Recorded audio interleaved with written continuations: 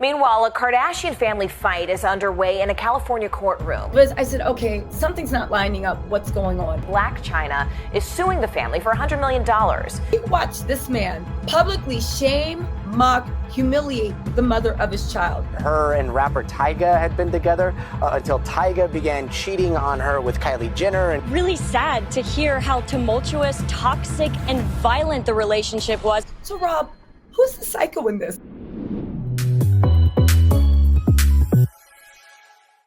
What's up, guys, and welcome back to my channel. Today, I am joined by Tisa Tells, who is a fellow YouTuber, and she has been covering the Blac Chyna and the Kardashian lawsuit. And today, I asked her to join me on my channel to discuss this lawsuit and to ask her some questions, because honestly, she knows it better than I do. So definitely go and check out her channel below. Go and subscribe and support. And how are you doing, Tisa? I am doing much better. Thank you so much for having me on. I've always been a big fan of your channel, so it's surreal that I'm sitting here. So yeah. And guys, her videos are so entertaining. She's just got good vibes, good live streams. Like, I love creators like her. So go and support. And let's go ahead and just like jump into this. So let's start with the fight in December 2016. I mean, we all know about Rob and Chyna, the show, the relationship, and there was some type of like press released on that date in December, the date that they fought. And like, what was this media like announcement? Like, what was that? Okay, so they like to downplay it and say it was just a media announcement, but it was so much more than that. So it came out exactly December 14th, 2016. Rob and Chyna picked up for season 2 of E. There was also like kind of like not a sizzle reel, but promotional commercials. They showed it on commercials and Keeping Up with the Kardashian. The network came out with their roster. Every network always gives a roster of what their next season shows are going to look like and where these shows are going to fit in. It was on the official press release. It was on the official roster for E. They had the placement. They literally had camera crews following them around and got 4 episodes into season 2. I think season 1 had about 8 or 9 episodes. The thing about the camera crew is they were full man camera crews, from what sources are saying. Those camera crews are anywhere between 20,000 onwards to 100,000 a day. This is a big commitment. On top of that, even Ryan Seacrest literally texted Rob and said, "Hey, brother, congratulations on season 2. Everybody thought it was a go. That was December 14th. December 15th, all pandemonium broke loose at Kylie's house with Rob and Chyna. And interestingly enough, if you study, well, you know, I'm nosy, so I did, you know, my little gossip archives. I love it. Yeah, Chyna and Rob, well, actually Rob particular, from the first complaint when Chyna had Lisa Bloom as a lawyer. And that first complaint, there's a bunch of text messages, there's this, that. Rob was always threatening to delete himself. He'd be like, "Morning, Chyna." Chyna wouldn't text him back. He'd be like, "I'm deleting myself." He'd ask for a picture. Chyna would ignore him. "I'm deleting myself." He literally would threaten to delete himself over anything. But another thing that you could clearly see in those text messages, every single time Chyna did something very loving for Rob, or what appeared to be loving, she bought him a brand new Range Rover, right? The next day, all hell broke loose. He accused her of cheating on him, not loving him, this and that. So there seemed to be a thing where, I don't know Rob personally, but it painted a picture of somebody that was deeply insecure. And if you've ever dated someone deeply insecure, when you do something nice to them is when they attack you, but when you treat them like crap, they're all for you. So yeah, and you know what? He has a dating history, and it doesn't seem like he's, you know, super stable. And I think that like the whole narrative has been pushed that like Blac Chyna is the aggressor, but there's, you know, Rob is clearly insecure. I mean, and also look at where he comes from. It makes sense. Like, he grew up around these sisters in the spotlight. So when it comes to the fight, we've heard a bunch of different snippets. We've heard about, you know, the cord wrapped around the neck. We've heard about the metal rod and everything. So let's just kind of like take it to that night. So I know evidence was presented in court of a Snapchat like video with money, and they were celebrating, you know, this season 2, which I also agree that like was completely in full force. Like, there's no way to really even deny that, which is the basis of Chyna's case. So when they're at home, they're, you know, they're getting messed up. They're, you know, drinking, we assume. And we've got one testimony from, Rob and his family and that crew, and then we've got Chyna's. So what is like Chyna really saying happened? Is she acknowledging this fight? She is acknowledging this. Okay, so let me start at that fight, and then I'm going to give you just a little bit of background for why Chyna freaked out. Basically, what happened was Rob took her phone and went and ran and hid in the room. Chyna lost her mind and wanted that phone back. Rob also, right? Rob also was oftentimes screaming at her, yelling at her. Chyna claims allegedly he hit her. It was a really messy situation, right? Now, here's where things got a little, so I was like, okay, that doesn't sound good for Chyna. What's going on? But then I remember looking at the date and I said, wait, December 15th, 2016, Dream was born, I believe, November 3rd. If you didn't know, Chyna wasn't even 4 weeks post-op. She had had a cesarean section, and she'd also had a mommy makeover that Rob was kind enough to announce to the world. She was still with stitches. She allegedly was with a cane getting around. I talked to a lot of I did a lot of research online about women that had cesareans. The average heal time is 8 to 12 weeks before you can even resume normal activities. To think that a woman was waving around. Now, Chyna is about 5 foot, 120, 130. Rob is 6'2", and about 280 to 300 pounds. The fact that was, I said, okay, something's not lining up. What's going on? So Chyna literally said Rob attacked her. She wanted her phone back. Ada. The reason why she wouldn't just leave without her phone is the last time Robert Kardashian was left alone with her phone, it resulted in Chyna being investigated by the LAPD for sending out death threats to people. Rob had gotten her phone. These are in court documents. Gotten her phone. And again, right? We'll say allegedly, but they're court documents. It was not proven in the court of law, but this was in the court documents from her old trial. Rob had gotten her phone, said that he was Mexican, said that he was going to send 37 Mexicans to beat people up, said that he had shooters, hitman, and he was going to do that. Chyna got investigated by the LAPD. She also released personal texts between her and her lawyer, all her friends, everyone, then got online and started imitating like he was her. This is Chyna, and this is how I use Rob Kardashian, to which I was like, listen, I don't know what Rob is on right now. Maybe it's a little Debbie cream pies. Maybe it's something a little stronger, but I don't want anything what he has. So Chyna wanted her phone back because she has. Now, this is where things get weird. Chyna actually went dark on this because I think she was under her counselor saying, listen, you don't want to get into a word of words with the Kardashians. They are a huge multimedia company. So just be quiet and we'll fight this through the court of law. The Kardashian machine, it looked like kicked in full gear. Kris said that she got calls from Rob screaming, oh my God, they didn't know what to do. Corey ran over there. Corey saw Chyna going crazy, all this stuff. But the weird and saying crazy, Chyna had held a bang to Rob's head. Tried to off him with it really read like a Tom Clancy novel. But the interesting thing is in court, everybody backtracked what they said. It turned into, did I say that? Well, I had heard, I don't know. Corey said that when he walked in, Chyna, and first it was a 6-foot metal pole.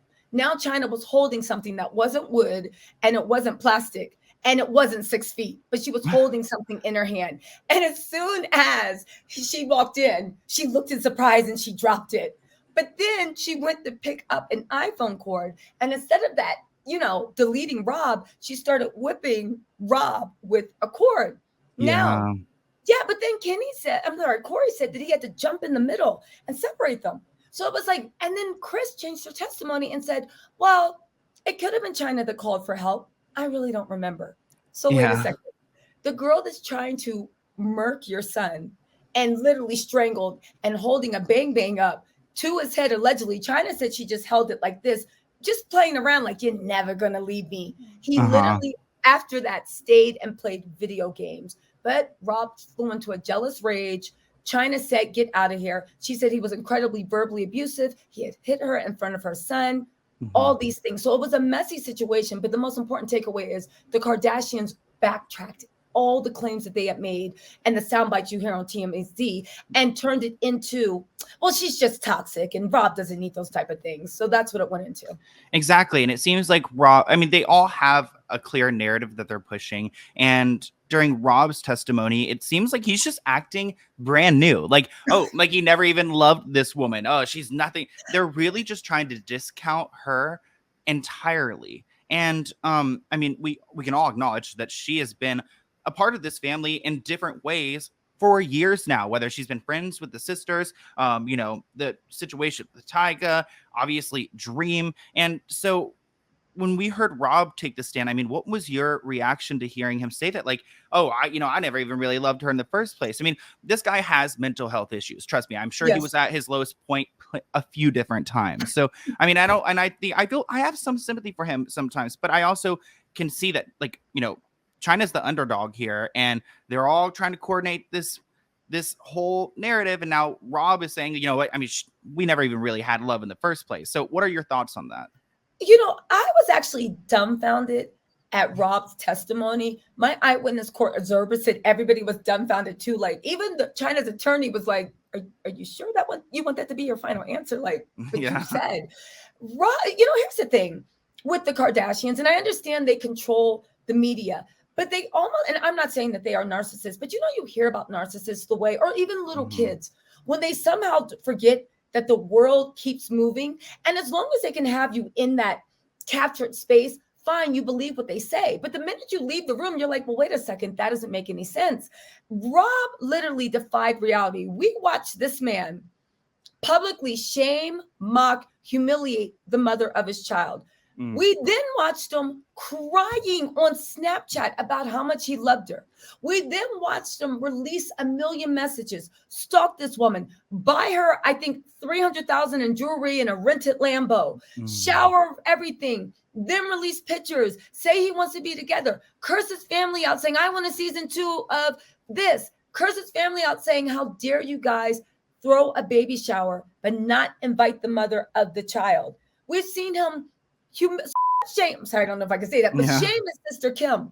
We've seen him shame Kylie. And the fact that he sit there and he's on some new whatever saying, I didn't care, but it's like he was so eager to get personal shots at her that he forgot. But this makes you, because you said that you never loved Chyna and you only got engaged with her for what? Because you had a child. But the thing is, he said Chyna didn't know that it was a fake engagement. So Rob, who's the psycho in this? You say that, you know, well, Dream was created out of love, but there's a bunch of text messages and evidence saying, I didn't even want Dream. You can have her. And if you don't want her, my mom will raise her. And I'm like, Rob, what about you? He literally was having a grandstand moment, but it really made him come off, at least to the court observers, as unhinged. And also, Rob, this just happened. There's text and there's living memory. It's almost like the way Kylie really was taking shots at Chyna in her testimony, which was odd, saying, you know, who knows when Tyga and Kylie started their romantic relationship. We do know that Kylie was King's babysitter, 100%. So you actually observed for a year or two his fiance at the time, Blac Chyna, them live as a family unit, and you babysat the little boy. She literally said that, I actually don't know if they were together. I didn't look at it as a real relationship. I never put much thought into that. Yeah. And her answers were very simple, very slow, right? That's something I saw in a few different articles, and I was kind of taken back. Like, Kylie's just kind of umming it and It was a weird strategy, but I think they're sticking to, if everybody from the network execs to the production company to the Kardashians just don't know, then it didn't happen. And it's a weird strategy. And I'm actually super interested to see if the strategy works or not. You know, and going back to the night in December, we're all about the receipts out here. And I just think it's so weird how we have all these people who have testimonies, all these like calls and, you know, Corey running out there and there's no footage. There's no evidence. Like, I mean, even like, and maybe this is me just being dumb. I don't know how the court works, but like, could you submit like a call log to show, like, you know, Kris doesn't know if Chyna or Rob called. Can't you look at the number like somehow and like this can all be investigated? Here's the thing. They literally they have the call log. It came off of Rob's phone. But the thing is, my sources were saying that Lynn was the lawyer was waiting for Kris to perjure herself. And that's why she changed the story and said, well, it could have been Chyna. It doesn't matter. To which, like she said, you don't, when somebody said that your child's life was threatened and a bang bang was held to their head, you don't remember where the call came from. And she was like, yeah, it was just so long ago. I forgot. Yeah. I smell BS. Yeah, it was a mess. Their testimony's been a mess, but you never know the way things are. Because it was also very curious the way the attorney said, like, one of the questions was, why does Chyna have $100,000 Birkin bag?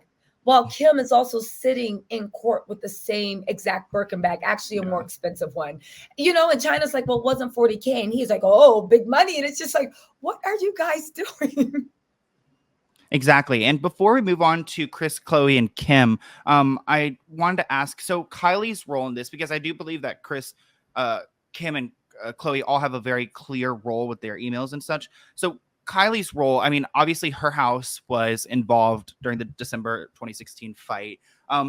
Did Kylie necessarily send anything, or were there any communications from her? Okay, there were, to like producers or executives or executives and producers. Executives and producers. There were emails from Kylie and Khloe. My dog is fighting me. I apologize. I'm like, how do I get? You can keep going. I'm just like, the viewers can see. Like, I don't know how to please her. I'm like, okay, you sit right here. Exactly. There were emails from Kylie and Khloe.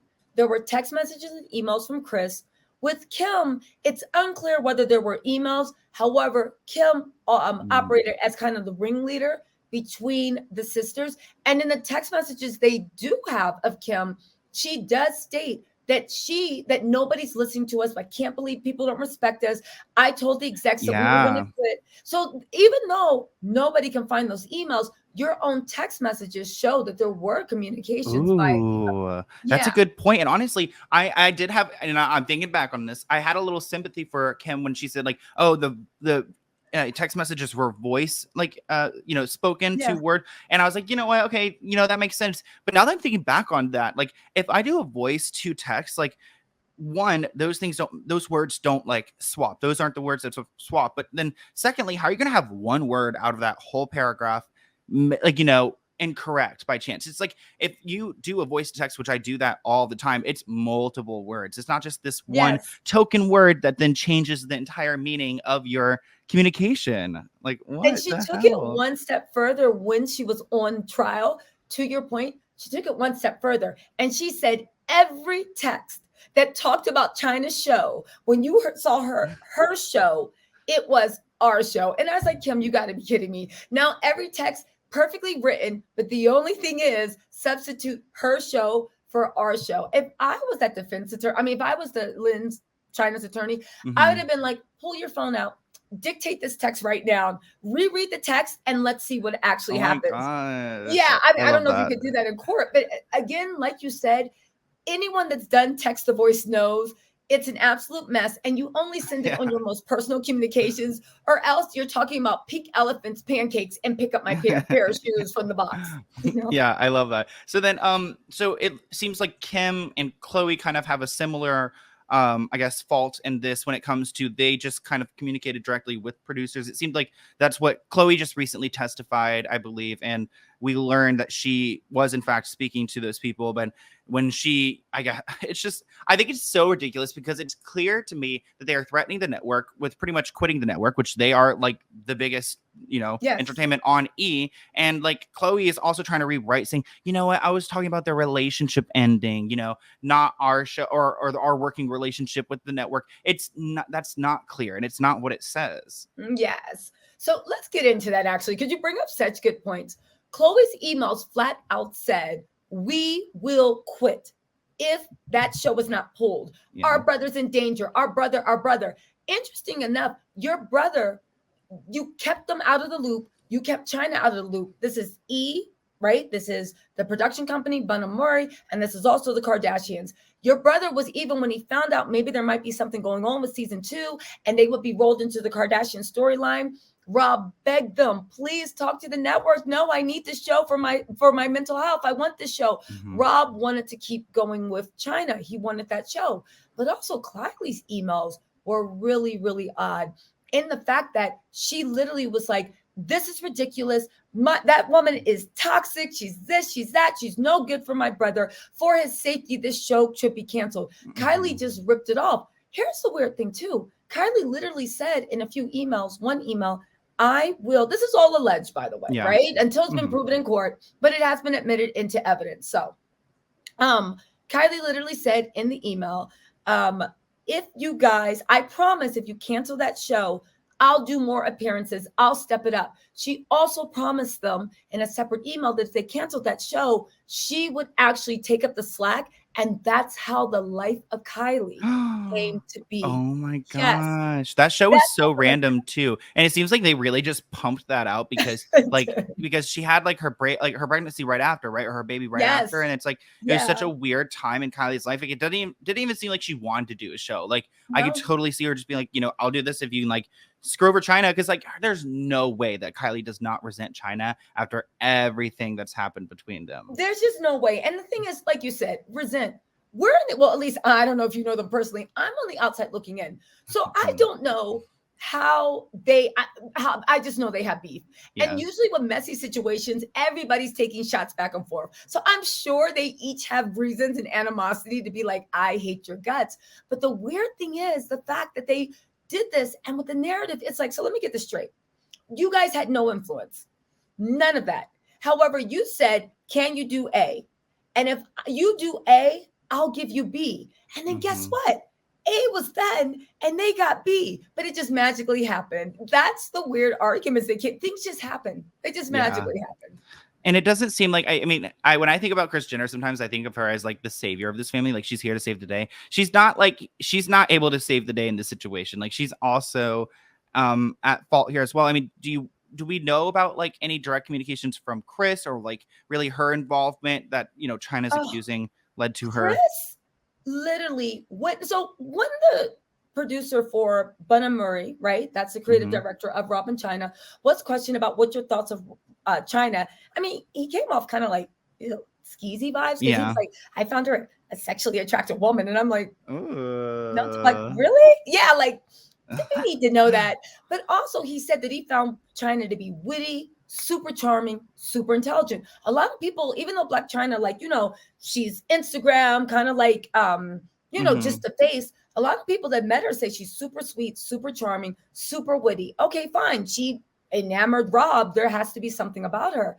However, Kris in her text messages and email was going on a campaign to convince people that Chyna was in fact stupid and ghetto, right? To which I had a real problem with that, right? Because again, listen, we're not debating the meaning of the word, but if we are talking about people being very classist and elitist, we can look at your family's history and say, I was going to say, like, if let's talk about their behavior. Like, you can be as rich as you want, but like, that behavior sometimes, like, you want to talk about, I don't. It's like you look at that family and you're like, they either have too much money or not enough money, but there's something going on. It's just a mess over there. So she was on the thing to say she was ghetto stupid. She sent messages talking about ditch that B. She went on a full-on campaign with Bunna Murray and the network executives to cancel Rob & Chyna. She even tried to say, can we just kick Chyna out and turn this into a reality show about Rob raising Dream? This is around the time that Rob was begging his mom,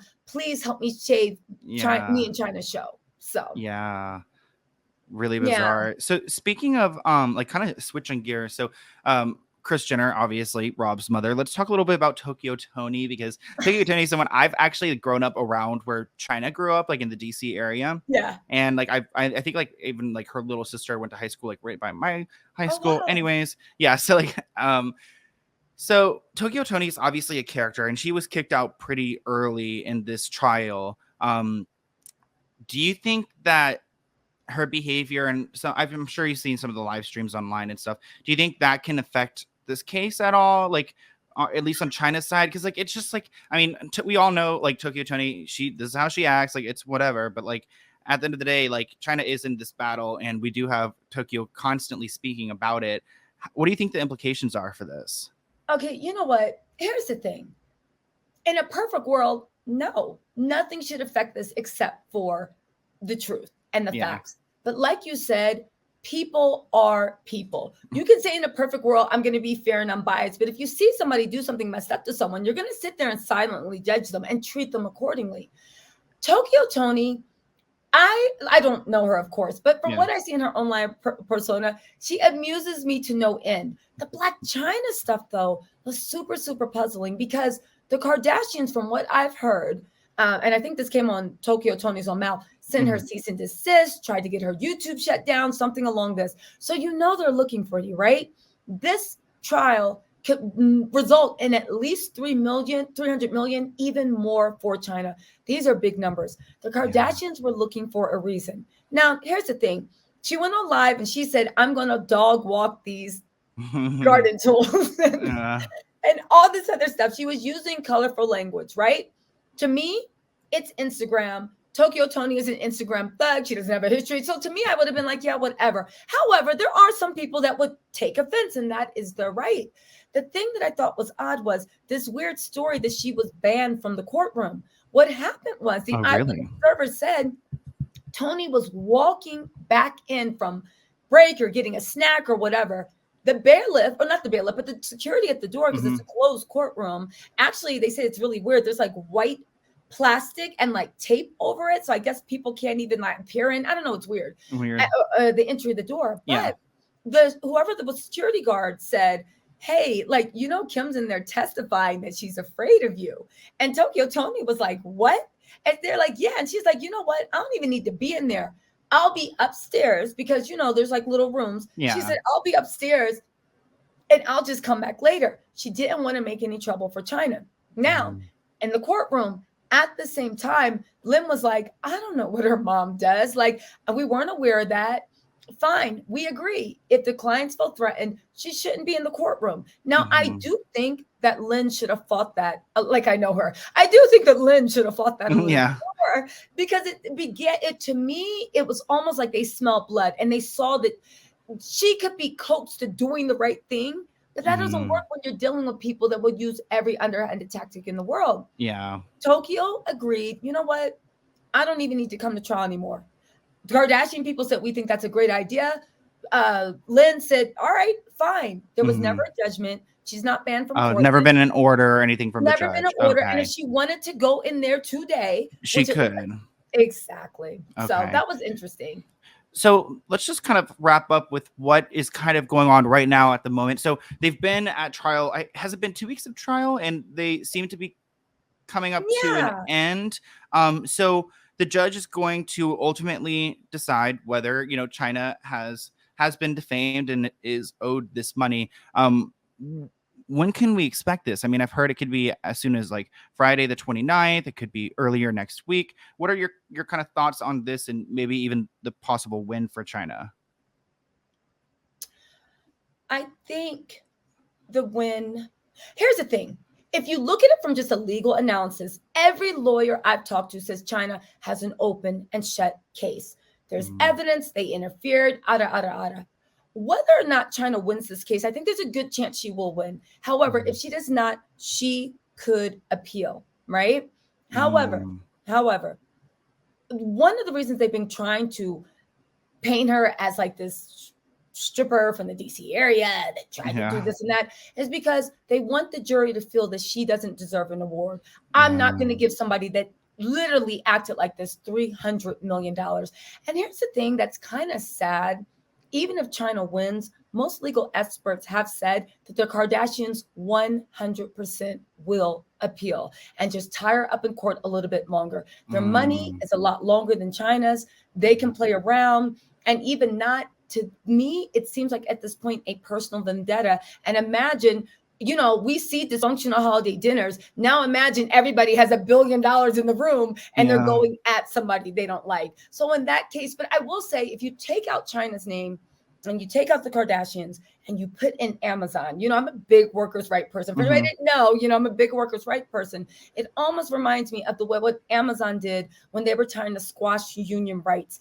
in the fact that they went on a misinformation campaign. They went on a PR campaign. They literally used every avenue at their disposal. And I think it actually makes it easier with the Kardashians in China because, again, when I used to first read the newspaper, or even online articles, I'd be like, what the hell, China? But the more I started going into it, I'm like, what the hell? You literally are going up against a machine that is, misrepresenting information. And if you don't really do your research, you will be misled. And to everybody's, credit, even mine, who has time to really research this stuff? I mean, I've been misled. Have been misled by just the media in general, because it's like the Kardashians in the media are like this. And if and if they need their friends at TMZ or anyone to push a story real quick, they're going to set the tone for everything. So, no, and listen, it wasn't just you. It was me. I think it was everyone. Everybody needs to admit at one point they were misled.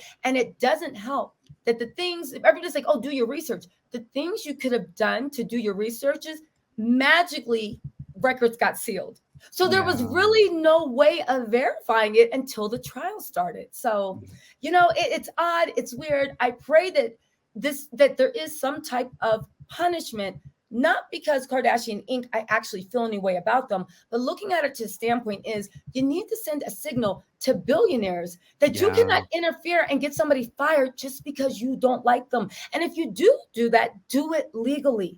And if you don't do it legally, there should be some type of retribution, because now it's China. And people might think, well, China deserved it. She's a bad person. But what happens when it happens to someone good? Because they will keep overstepping their bounds. Not just the Kardashians, but anybody that has money, power, influence. So I hope there's some type of justice for the little guy, Yeah, and some lesson learned, and some precedent, for just overall judgments when it comes to these types of situations. So thank you so much for coming onto my channel. I am so excited to have been able to talk to you, and just I don't know, I just love your vibe, and I think you're really great at explaining such a complex situation. So guys, go and subscribe to Tisa. Go check out her channel. She's got so many great videos, a ton of videos talking about this story and other stories, and I'm just really impressed with your work. So thank you so much for joining me, and I'm really excited for everyone to see this. Thank you. It was my privilege and honor. I'm not joking. Thank you so much. I really appreciate it.